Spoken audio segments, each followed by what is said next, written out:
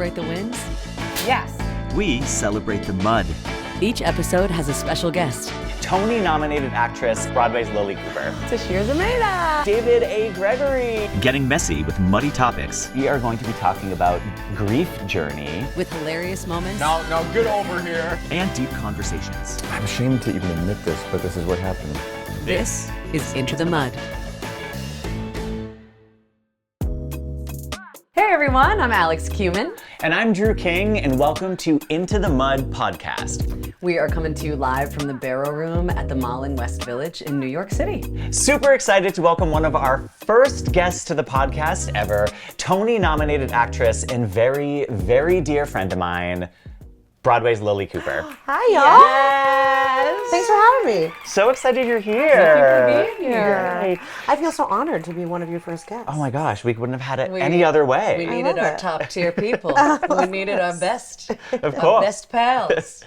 So Lilli got her Broadway career started at the age of 16 in the original Broadway company of Spring Awakening. And since then, you've starred in how many Broadway shows? It'll be six. 5? Yeah. Yeah. So Tootsie, POTUS, The Cottage, Spongebob, Spring Awakening, And Wicked. And Oh, that's right. Never heard of that one. Just this little show. We this have- little off-Broadway show. Hands down, in my opinion, one of the best Elphabas we've ever had. Oh, you're kind. Cooper. You're kind. Lily's also now currently starring as Doc in Apple TV's reboot of Fraggle Rock. Oh, I'm also on Has Been Hotel on Amazon Prime. Hey now. And on Has Been Hotel on Amazon Prime. Many hats. The amazing Lilli Cooper. But your greatest role to date is starring as mother of sweet, sweet Bodie. Yeah. Yeah, and mother of My Bodie sweet boy. number 2 Sweet coming number up. 2 on the way. Yep, just 2 months away from his debut. Oh my gosh. Yeah, right? My Earth debut. Red carpet. Truly I red. have arrived. Oh my God, I love it. How are you feeling? Do you feel like I feel okay? good. I keep telling everybody that this is my favorite stage of pregnancy. I'm 7 months and I'm like very visibly pregnant, and it's my favorite because like people are like, oh, you know, treat her nicely, open doors, let her have seats, Yeah. as opposed to like, oh, she looks kind of fat, or like, why is she no. so tired? You know what I mean? So I actually really enjoy this part. You're really leaning in. Yeah, I'm leaning into it. Like great. everything I wear is like the tightest thing possible. I mean, look this is so amazing. cute. Thank You you. look amazing. Love it. Thanks. And I love the cradling the belly. It feels so Yeah. cozy. He's Yes. moving a lot. Like I can feel him. Is he move. really? Yeah. Oh my. Is it gonna be a dancer? It's weird. Maybe. Maybe. He does some high kicks. Okay. Are you alled to say his name? You don't want to say his name, do you? We'll hold off. Okay, we'll hold off. Okay, Yeah. okay. You know his name though, right? I do know his name. Yeah. Yeah. Okay, we'll keep this secret on the Okay. pod. It's a secret. Fabulous. that. Oh my God. Have you, so did you always know that you wanted to be a mom? Oh yes. Okay. Yeah, 100%. So this was always in the cards. Mm-hmm. Is there anything that like has surprised you about motherhood? I guess yes, because like you can never really prepare yourself. Like you can never really know what it fully entails. And so almost everything is surprising about it in terms of like, wow, I didn't know the extent to which someone could experience sleep deprivation. You know what I mean? I didn't snap. know how opinionated 2-year-olds are. Like those things are very surprising. But I feel like it does come pretty naturally to me, and it feels like I fit in pretty well as mom. And I remember a friend of mine was having a 3-year-old birthday party, and Bodie had just been born. Like I'm talking like a week or 2. Oh my And I gosh. brought him to this outdoor birthday party, and we like brought a blanket and like laid my newborn down, and everyone's like, how do you have your newborn out in a park? What is wrong? Are you okay? You're like Earth Mother. What is happening? I was like, yeah, I guess this is my role now. Yeah. You have a very maternal energy though. Like even since we met day one, I've always felt like, oh, I feel like drawn in and comforted by you. You just have such a like mellow, grounded, like comforting energy. Thank you. Yeah. Yeah. What is the story of you guys meeting? Wow. Oh yeah. 'Cause- We technically met through our friend Vosti. Yeah, because we did a Broadway show together, but we had known each other beforehand. Through our friend Vosti, we did this like Catskills getaway. I Yeah. think it was the first time we met. Yes, that's right. And I remember Yeah. you and Paul came and we Yeah. were at this little cabin upstate in Phoenicia. I think it was Yeah. Phoenicia was that trip. Yeah. Okay. Yeah, Kinda close to our the friend south. Vosti would always curate these little like Catskill trips with like a lot of our theater friends. Man. So we'd go up, we'd Theater world. truly, yeah. It's not how comedians Yeah. hang out. Yeah, Like, probably a little bit different. You guys want to chain smoke cigs in a basement?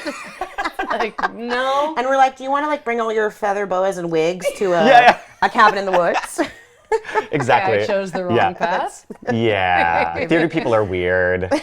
Anyway, but then ultimately we finally ended up working together on Tootsie together on Broadway, which you Which I saw saw. in Chicago. Which I saw in Chicago. Yes, that's right. 'Cause And we lived together in Chicago. yes, we were roommates in Chicago. Oh, you did see it in Chicago? saw it in Oh, Chicago. fun. I lived there for 11 years, so I saw you guys. And then I Cool. saw you in, what was the... I did POTUS. SpongeBob there POTUS. too. Oh, POTUS. POTUS. Yes. Yeah. Cool. Oh, thanks. POTUS. How meta also that your role on POTUS was like breast pumping.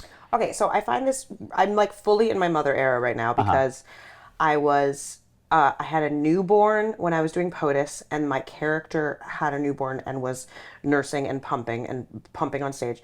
And I was pumping and nursing Were backstage. you actually pumping or was it a prop? That was a prop. Okay, okay. But in my audition, I did pump and I was actually pumping in my audition.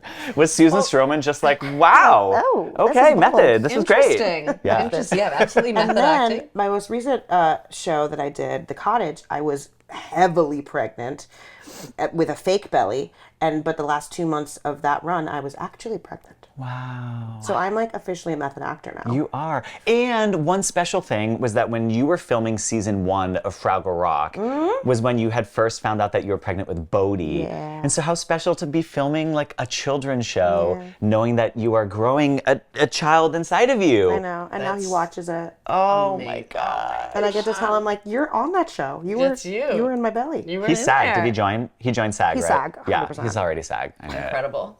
Union dues. He was at the picket line striking. Yeah, right.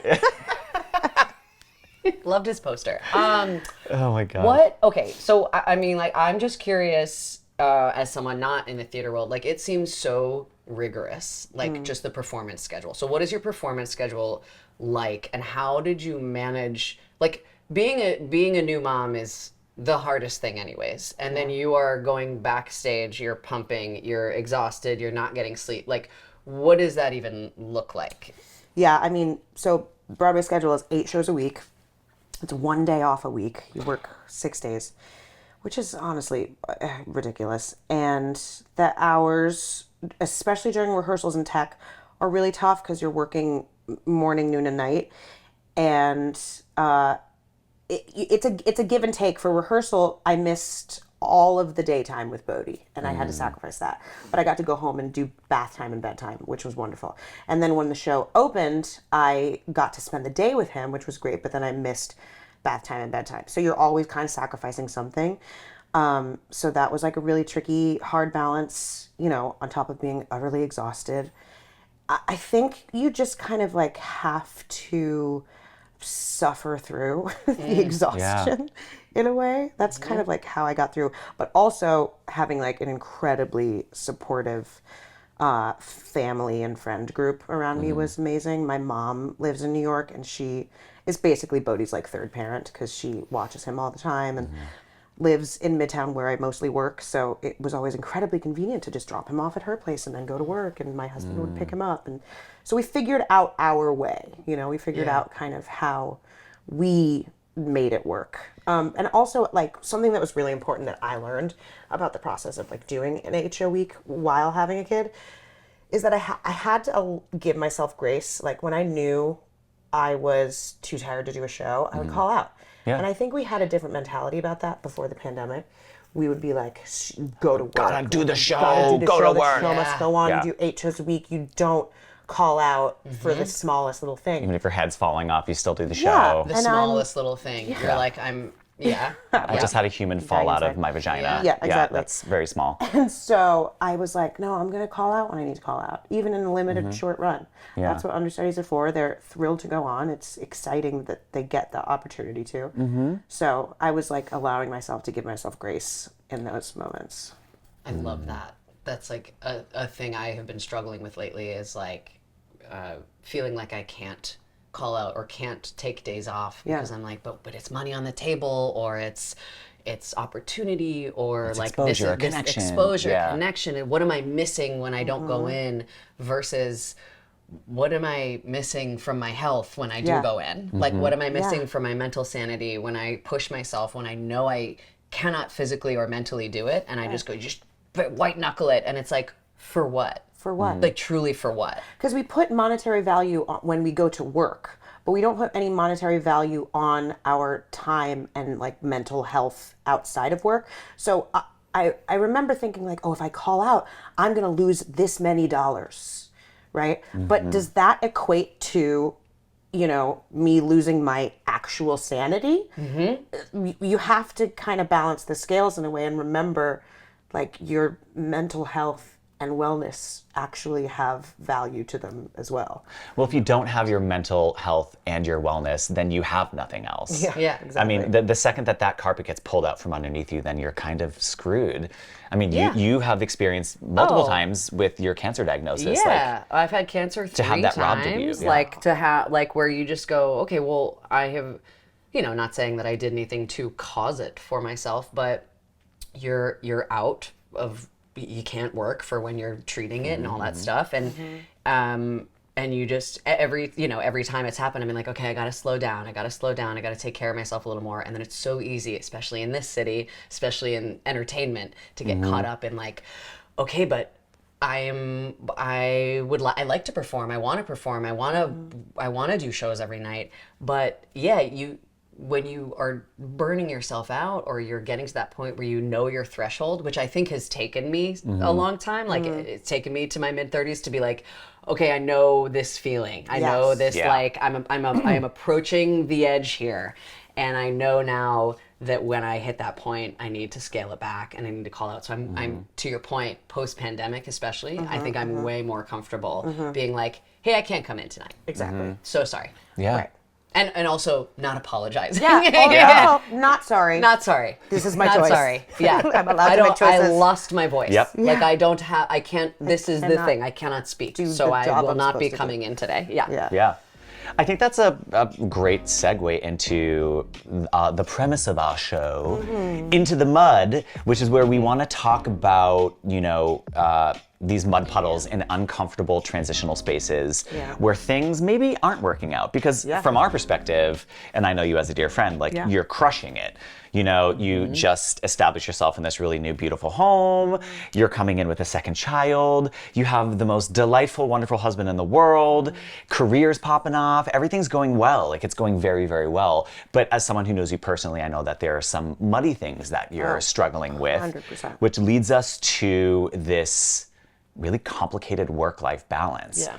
So I guess the first question I have is, as actors and as performers, it's inherently a very selfish career, not in a negative way, but just it's about me and my training and put yourself first. Yes, exactly. You have to put yourself first, and it's all about your image and the way you're presenting yourself. But then on the flip side, being a caregiver and a mother and raising a family is the complete opposite. It's an entirely selfless act where you have to put all of your own needs and desires off to the sideline and focus on raising this child and nurturing your relationship. So how do you reconcile the difference between a selfish career and a selfless ambition within your family life? I think it's about understanding your personal priorities and really realizing what is the most important to you in the moment, right? And for now, in the stage in my life, my family and my children are number one.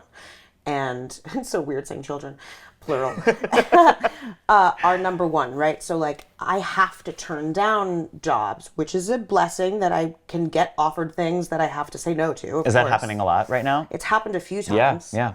But it's really scary because then it's like, okay, what does that mean? 6 more months of unemployment. You know what I mean? So like, Will I be obsolete? Will everyone will not think I'm everybody around? forget about Yeah. me? I have to make that choice. And then on the flip side, there are moments where I have to make my job a priority in order to put food on the table. And sometimes that will put very specifically like my husband further down on the list, you know? Yeah. And so like a lot of things that have gotten, it's incredibly, one of the biggest challenges I think after having a child is maintaining a relationship with your partner. And that has been a huge, huge challenge for us. And we're working on it every day.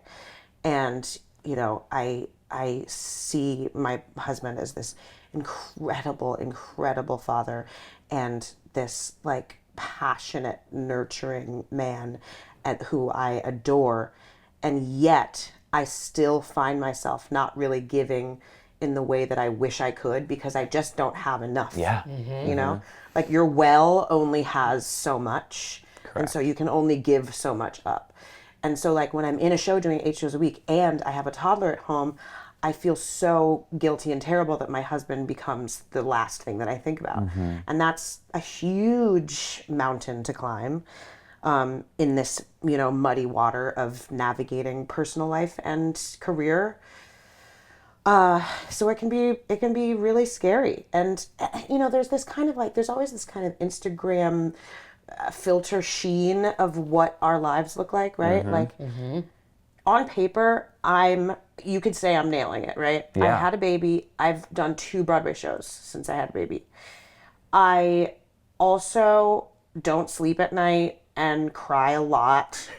And, and like get in fights with my husband and am confused about the future and are scared about money.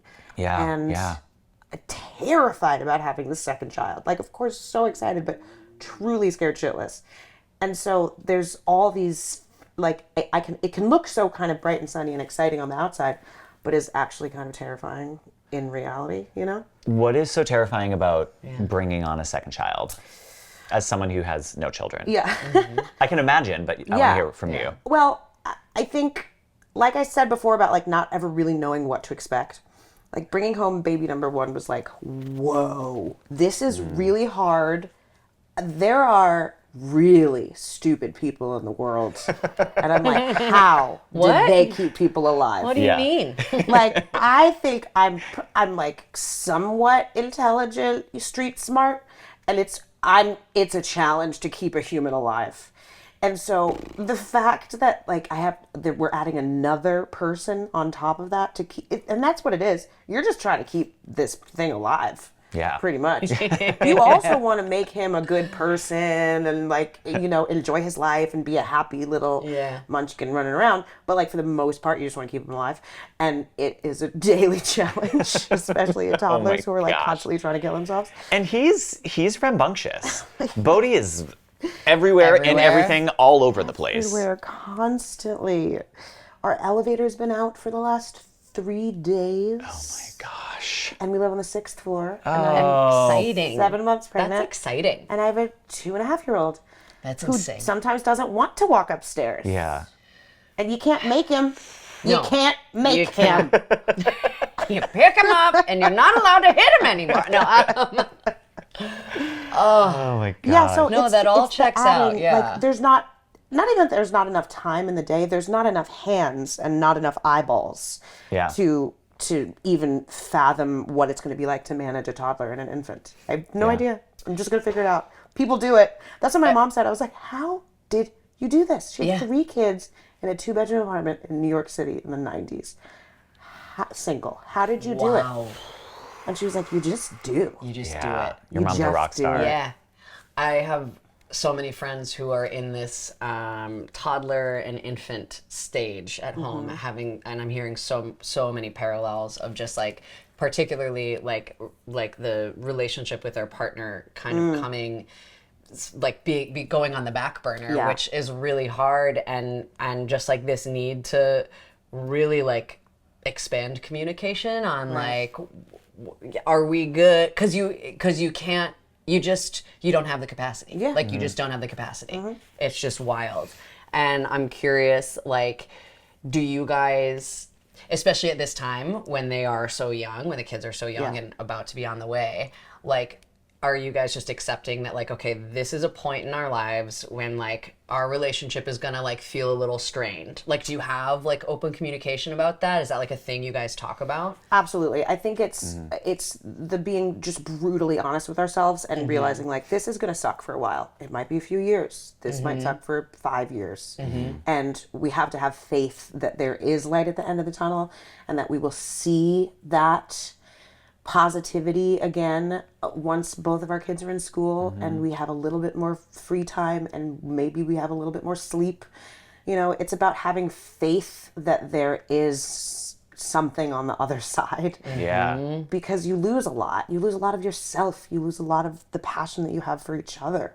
And you think, we're just kind of co-parenting at this point. And I've talked to a lot of parents that feel the same way. Yeah. And it can be really scary because you're like, this is my partner. This is the person that I chose to have kids with. And yet I'm not really feeling connected. And so what do we do about that? It's all about open communication. It's all about like being brutally honest with each other and being like, I want to work at this, and I want you to know that I want this, and as much as it may seem like I don't want to be here right now, I do, and I want to see what the light at the end of the tunnel is.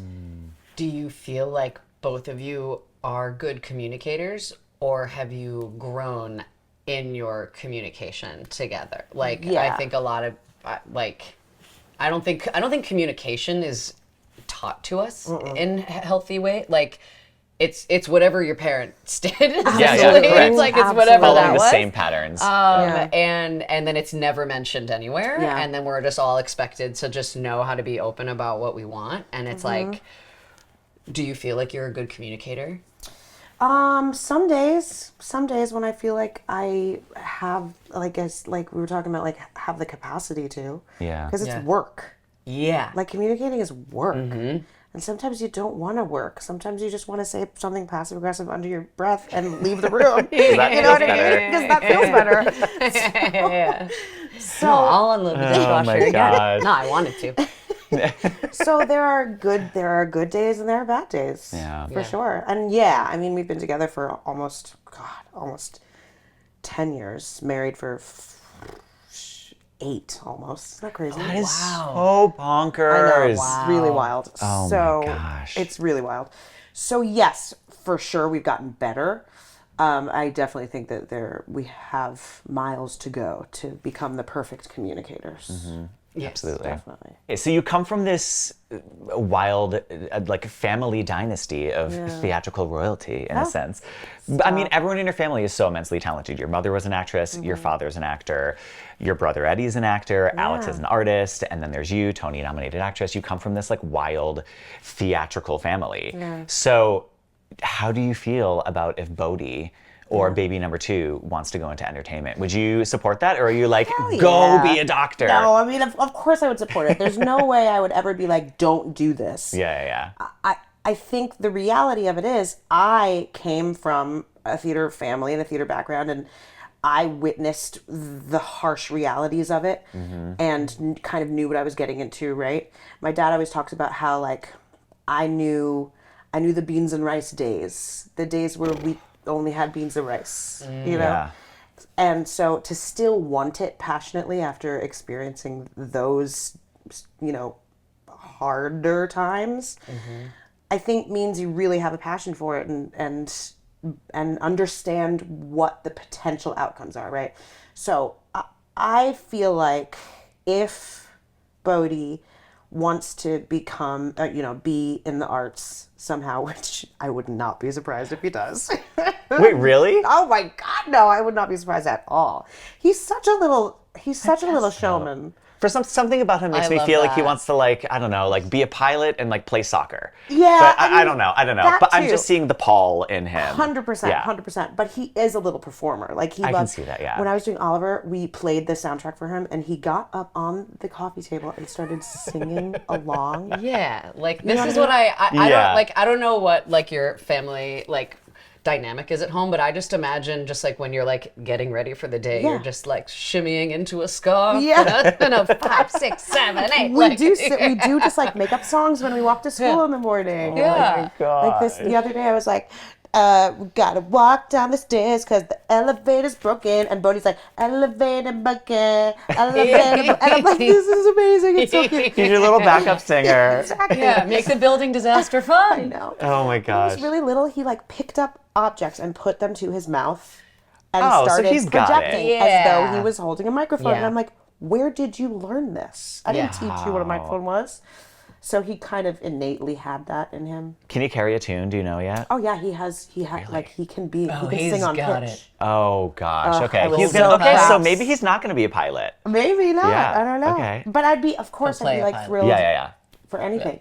I also kind of want him to be like a Premier League football player because that would also make my husband Oh, incredibly happy. Paul would die if Paul that would die. happened. Paul Yeah. would die. Oh my gosh. Yeah. That's so cute. So maybe he's gonna be like a football player who like likes to sing on the side. That can be like- that's common. Yeah, like the high Common? school. That's Actually, no, that happened a lot in high school. I mean, you went to performing arts high school, but I just went to generic public high school. But there were a lot of jocks. Who not would a do, lot. like, the Not a theater? lot. I mean, like a few. But yeah, there were people they that like come and do the And then they would show? come do theater. And then I remember being like, oh my God, I'm not going to say their names, but they were some really hot, like Yeah. football dudes that came and did plays with us, and I just was like skinny little Drew, like in play rehearsal with this like wicked hot jock, and like there's a crossover. There is a crossover. Yeah, so maybe that's Bodie's future. I mean, yeah. I hope it happens. I'd love it. Yeah. I just want, like, yeah, of course, it would be really cool if my kids were like, you know, doctors and lawyers and surgeons and things, and like they could buy me houses and stuff. But I just want them to be happy. Yeah. Yeah. You know, of at the end of course. the day, that's really all you Yeah. want. Yeah. Exactly. You started a very impressive career at a very young age, right? So you were 16 when you were in your first Broadway play? Yeah. And you went to a performing arts high school. And I was reading something where it's like some of your teachers were just weirdly like not supportive of that, which blew my mind, especially at a performing arts school where the whole purpose is to do the thing that I you know. did. And just like, I think just our whole school system is pretty upside down with how we teach things, what we teach. Do you have any, like, what did you love about your education at a performing arts school? Like, what was, like, because we both did just public school, just Yeah. regular old. Yeah. What are some of the things that you loved about a performing arts education? And, like, do you think that taking some of that and putting it into, like, general education systems would be helpful to people Absolutely. and kids? I think arts education is invaluable and should be absolutely Yeah. everywhere. Yeah. I talk to my husband a lot about the drastic difference between our upbringings in terms of exposure to the world, really. And that's what theater did for me. It exposed me to different types of people and places and ideas and concepts, and it also, you know, it forces you to kind of come out of your shell a little bit. Like, I was a really shy kid, and it wasn't until about 8th grade that I decided, like, I think I want to perform, but I was really nervous and anxious about it. But then when you go to performing arts school, it's like, suck it up, kid, you got to go do this thing. Yeah. And it was great. It helped me, like, break out of my shell and realize I had a skill that I could hone. And I loved it. I remember loving high school.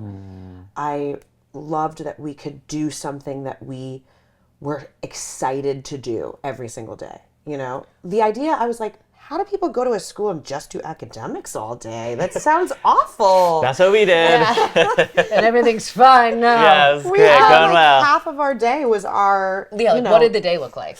for freshman and sophomore, your first half of the day before lunch was your major, which I was a drama major, so it was our acting classes in the morning, and then after it was our academic classes.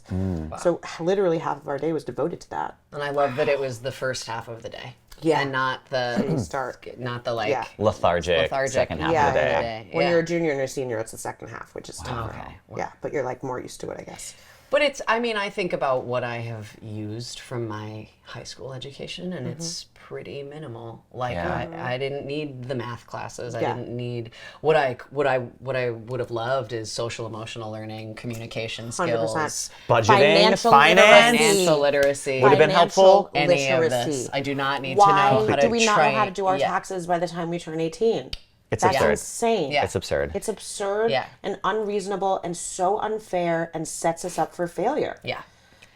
I hate reading those finance books that are like, it's best to invest when you're like in your 12. teens. Yeah. And I'm like, Start okay, cool, early. I'm It's happy like to be reading nobody this knew. now Money. in my Nobody knew. 30s. Like, I wish somebody had been like, here's $100, invest it right now when I was like 12. Absolutely. I'd be a Basic trillionaire right now, investing. but like, That's how money works. that's how money works. No, it is. We just, it's, I'll talk for hours about this, but it is, I think different education system, like that's just, we need that. We need it so bad. Yeah. Across the board. Yeah. That's an interesting parallel, though, of like balancing your education being in high school while also being in a Broadway show compared to now you're trying to balance a family while being in a Broadway show. Or do you feel or see any similarities between that chapter of life and when you were like 16 in Spring Awakening? I've never thought of it, but absolutely. It kind of feels like you're living this double life. Because when I was a teenager, I wanted to be a teenager. I wanted to go out with my friends and smoke cigarettes and like be cool. Like one up now! And like be cool, like go to parties and make out with boys. And then I at night would go to a Broadway show and like sign autographs and like be this adult making money and have to be professional and show up on time and do my job. And then I would go home and like do my homework at 11 o'clock at night. And then wake up at 6 a.m. the next day. It's batshit crazy. I can't even believe that 16-year-olds have so much energy. I'm so jealous. Yeah. Right? So yes, it felt like I was kind of like living this double life, and now with work and my family, you're constantly juggling these two very heavy things that you have to balance, and it feels some days truly impossible. Yeah. And there's really no secret or rhyme or reason to it. I mean, if there is, somebody please let me know. Yeah. But Nobody has it. no one has the secret. I certainly don't know. I have no kids, and I'm not in a show, and I'm like basically unemployed, and I'm like, it's so hard. I'm so tired. Life is hard. Like, what am I even doing? Ugh. Feels like a great segue into, I guess, what could be our final question for the day, which is coming out of your mud puddle, considering what's like weighing you down and what you're struggling with right now, where are you finding like hope or optimism or encouragement from that very mud puddle, like moving forward? Like what gives you hope about the struggles that you're going through right now? Yeah, I think I see a time in the hopefully near future where both of my kids are like in their bedroom playing together, and like I don't need to watch them constantly, and I get to like have coffee with my husband in the living room, and like that's an image that I have in my mind that kind of gets me through the hard days, that I'm like, that's why we do it. It's why we do it. I want to raise a family. I want to raise like these two little buddies, these two little best friends, and I want to see them flourish and thrive kind of without me at some point. Maybe not when they're like 2 and 4, but even further down the line, like when my kids go off to college, I dream of retiring in Spain and like having a house. Yeah. And just living there and experiencing and enjoying life with my husband again, but also like watching the world through the lens of our kids, and that that's my light at the end of the tunnel dream. That sounds And I can beautiful. see it happening. beautiful. It's just like it's going to be 18 years of mud until then. Yeah, you got good boots. Yeah, you're gonna trudge through. You're gonna be just fine. Oh, that's Used to a such a little dirt. pleasant image to Yeah. think about. sounds Your beautiful. family specifically. Wow. I love that. All right, well now we Yeah, we're have gonna- the fun part of the interview, Okay. which is we get to do a little game. We have our Yay. rapid fire Our 10 games. questions. So Alex and I came up with a bunch of random questions. We're gonna throw them at you. Okay. And as quick as possible, you have to say what comes to mind first. Okay, great. Like And- one word, or does it matter? I can just, like, Whatever, yeah. phrase. Whatever One word, is- phrase, sentence, yes. yeah. But like, Just don't overthink. be on the edge of just your seat. Okay, Just just ready ready to to go. go. Like- First thing that comes to my mind. First Yeah. thing that comes to my mind. I'll do. So I'll Alex take a is sip gonna of go water. I gotta be first. prepared. Take a sip, prep, get the pipes ready. Okay, ready? Okay, Here we go. ready. Sweet or salty? Salty. Coffee or tea? Coffee. Song you have on repeat? Ooh, Baby Beluga by Rafi. Great. Okay, favorite day of the week?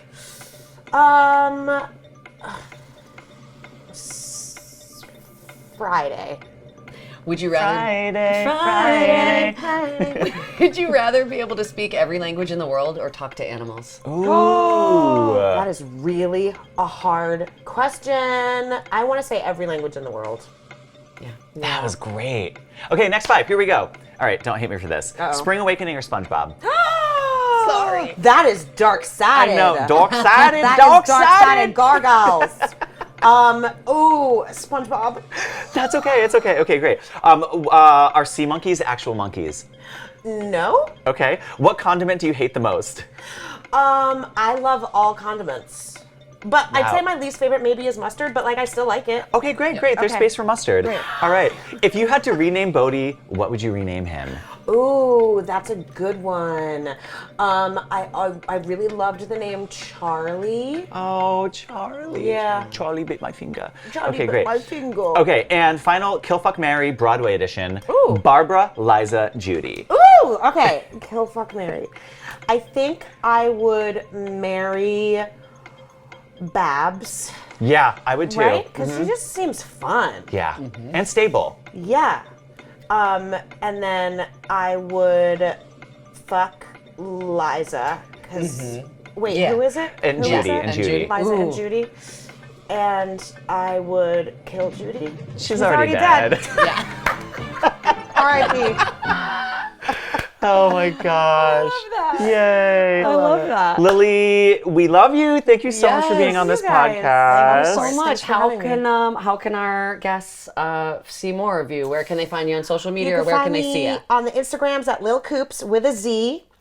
And yeah, watch Fraggle Rock season 2 is coming out March 29th. Yeah. Which I'm so excited about. So excited to see. There are like lots of fun surprises on season 2, but I didn't get to do season 1, which I'm really excited about. I can't wait. I can't wait to see. Yeah, that's me. Amazing. Awesome.